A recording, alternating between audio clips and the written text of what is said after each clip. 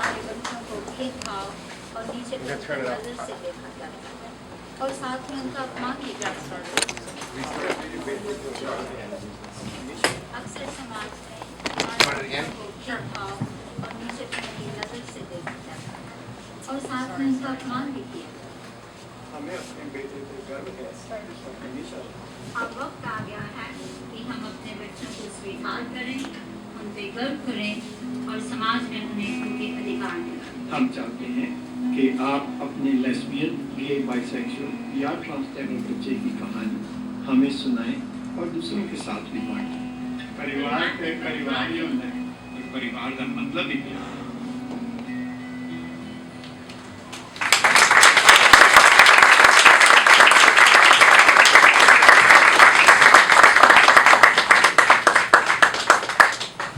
Thank you so very, very much to Councilmember Danny Drum. Can we hear it for Councilmember Danny Drum?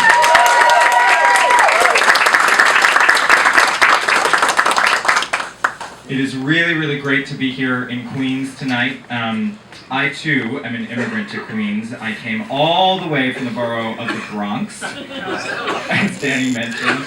I had to cross the Whitestone Bridge. It's really a challenge.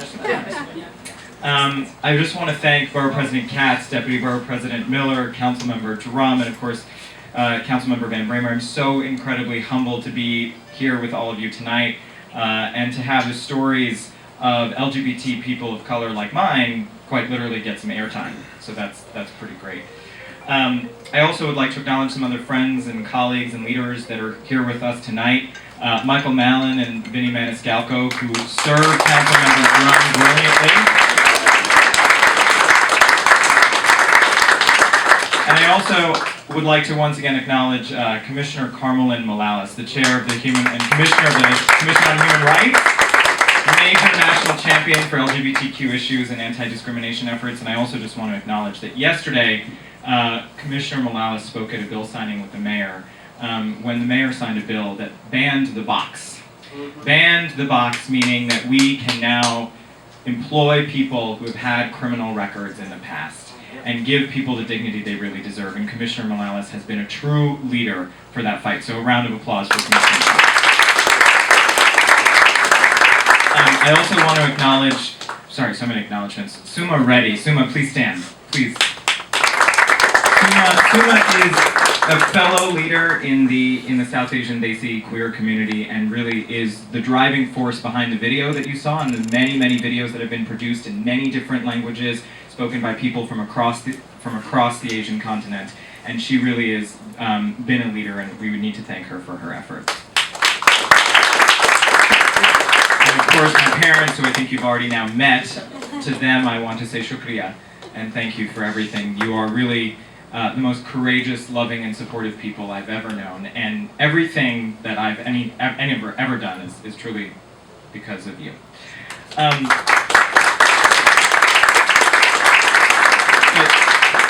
Just have a couple of remarks. I know there's been a lot of talking, but there's a couple of things I wanted to say.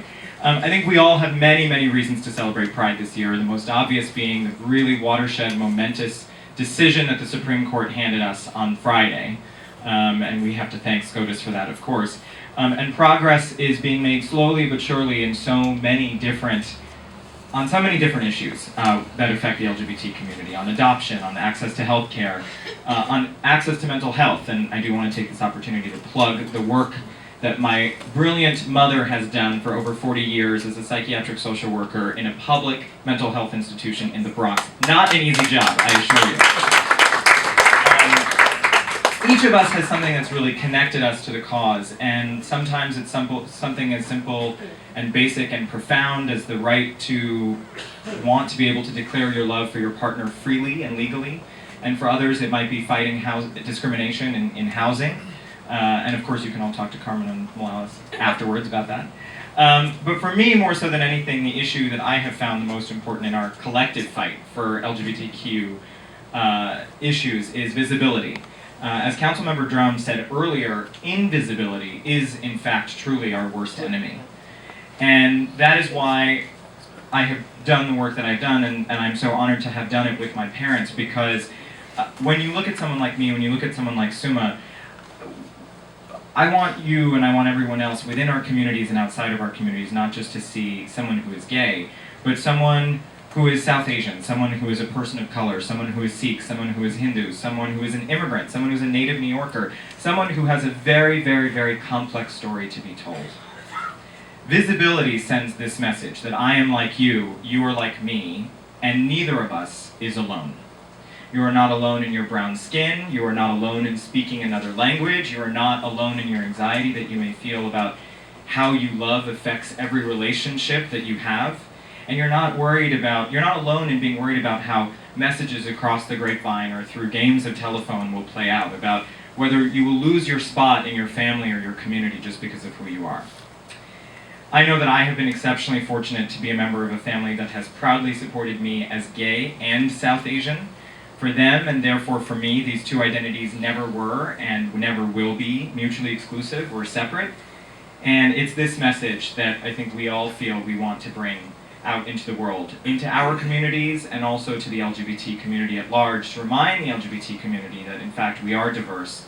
There are many different types of people within the LGBT community, and that we all have a story to tell. So thank you so very much, Councilmember Drum. Once again, it has been an honor and a pleasure to be your friend, to be your partner in so many ways. I think we need one more round of applause for Councilmember Drum's leadership, particularly on IDNYC. IDNYC is a reality in New York City today because of Councilmember Drum and his really strong leadership. And once again, I would just like to thank you for this opportunity.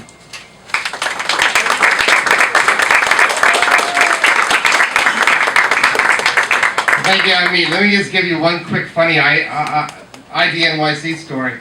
So I went to Las Vegas, right?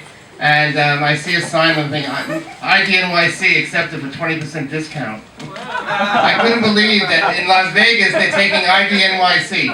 So get your IDNYC card before you go to Las Vegas, and nobody will ever say what you did there, right? But yeah, even for the gun range, 20% discount. Imagine that. Weird to see that one. But yeah, 20% discount if you get your New York City ID and show it to them.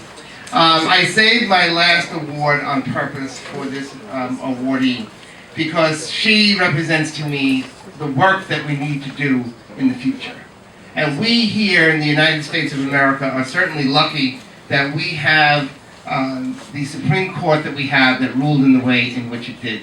But other people in other nations around the world are not as lucky yet. And it's going to take extremely courageous people who literally lay their lives on the line for LGBT rights in their own home countries. And our next honoree is one such person. So let me introduce to you Kasha Jacqueline Nabagisera. She's been called the founding mother of the Ugandan LGBT civil rights movement. She is the founder and was executive director of the LGBT rights organization Freedom in Rome, Uganda, and the co-founder of the organization Sexual Minorities. Did you know that she's also a princess? Her father was Prince Albert Walugemi Mosoki of Uganda. I hope I said that right. Met with much respect. At the age of 19, she publicly campaigned for an end to homophobia in Uganda, where homosexuality is illegal. In 2010, a Ugandan newspaper published the photographs and names of people it claimed to be gay under the headline, "Hang them." Hang them. The names and photographs included her photograph and that of her colleague, David Cato. The pair eventually sued the tabloid, and in doing so, set a benchmark for human rights in Uganda. Through the work of Freedom in Rome, Uganda, she continued to fight to decriminalize homosexuality in Uganda, to bring down the Ugandan anti-homosexuality bill, a bill which mandates stiff sentences ranging from prison sentences to the death penalty, and also mandates that citizens who do not expose gays and lesbians to the authorities face up to 3 years in jail. Imagine just not turning someone in. She also opened the only LGBT bar in Uganda, which lasted from 2010 until 2011. Throughout her life, she has faced public humiliation and death threats. She has been portrayed on wanted criminal posters simply for being an out lesbian. She has always said, "I never came out of the closet because I was never in a closet in the first place." She has always lived openly as a lesbian because she simply didn't know it was illegal and didn't understand that it would, in her words, later turn out to be such a big deal. When she finally finished with university, Kasha and some friends founded Freedom in Rome, Uganda in 2003 after witnessing and experiencing the harassment and discrimination and violence Ugandan women face because of their gender identity or sexual orientation.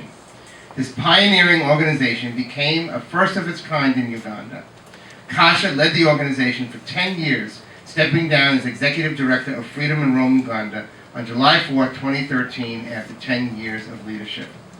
Knowing to sit still, Kasha is now concentrating her efforts on advocacy and lobbying on behalf of Africa at the United Nations, the African Commission, and all over the European Union.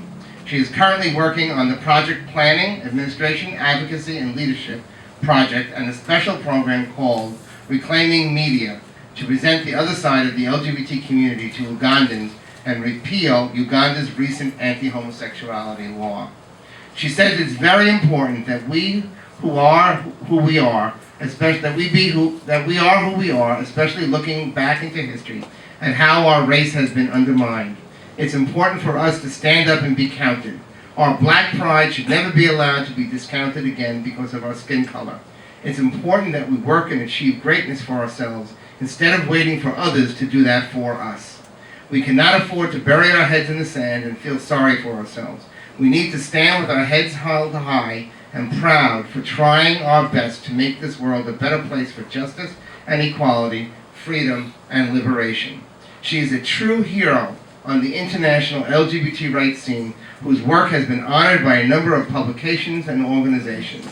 Kasha risks her life every single day to make the world a better place for the LGBT community. And what brings her to New York City? Well, ladies and gentlemen, she was one of New York City Pride's 2015 Grand Marshals for this year's Pride celebration in Manhattan. And she's here with us today with her life partner, Janet. Where's Janet? We're going to give Janet a wave out too. And we say thank you. Kasha, please come up and accept this award. Let's give her a round of applause.